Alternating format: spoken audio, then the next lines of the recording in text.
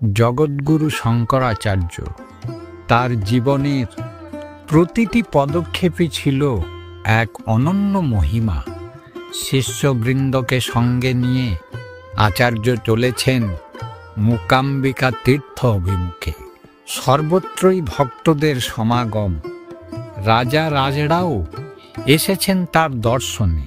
আবার অসংখ্য ব্রাহ্মণ ও সাধকও যুক্ত হয়েছেন সেই পবিত্র যাত্রায়। শঙ্করাচার্য ধীর পদে অম্বিকা দেবীর মন্দিরের পথে চলেছেন। জনসমাগমে ছিল ভক্তি, শান্তি আর ভগবৎ স্মৃতি।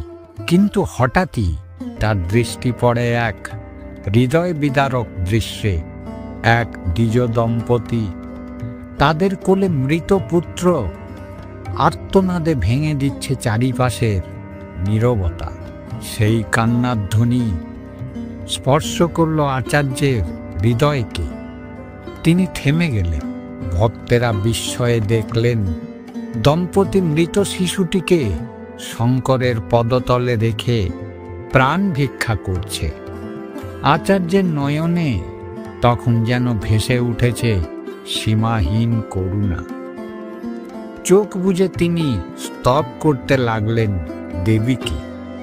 মন্দ্রধ্বনিতে ভেসে উঠল তার স্তোত্র, আর মিলেমিশে গেল পিতামাতার আকুল কান্না। আবহে সৃষ্টি হলো এক গভীর অলৌকিক সুর।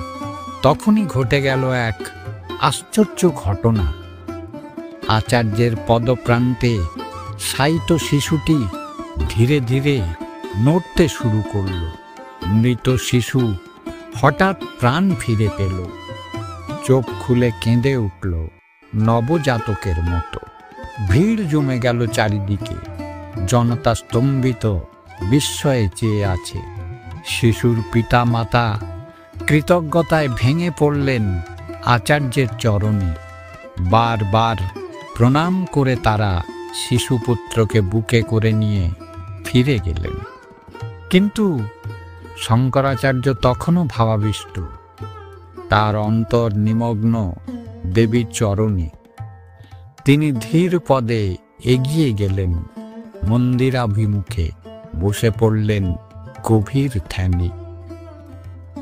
বন্ধুগণ, এই অলৌকিক ঘটনাই কেবল শঙ্করের পরিচয় নয়, এ কেবল তার করুণা, পরদুঃখ কাতর হৃদয়ের প্রকাশ। তিনি অলৌকিকতা দেখাতে চাননি, বরং ভগবানের যন্ত্র হয়েই মানুষের দুঃখ মোচন করেছেন। মহাজনেরা নিজের জন্য কিছু করেন না। তাদের করুণা, তাদের ইচ্ছা সবই ভগবদিচ্ছার সঙ্গে একাত্ম। তাই তাদের জীবনে আমরা দেখি এমন অচিন্তনীয় লীলার প্রকাশ। জগৎগুরু শঙ্করাচার্যের এই ঘটনা আজও আমাদের শেখায়, সত্যিকারের মহাজীবন হল সেবার, দয়ার আর ভগবান প্রেমের এক অনন্ত যাত্রা।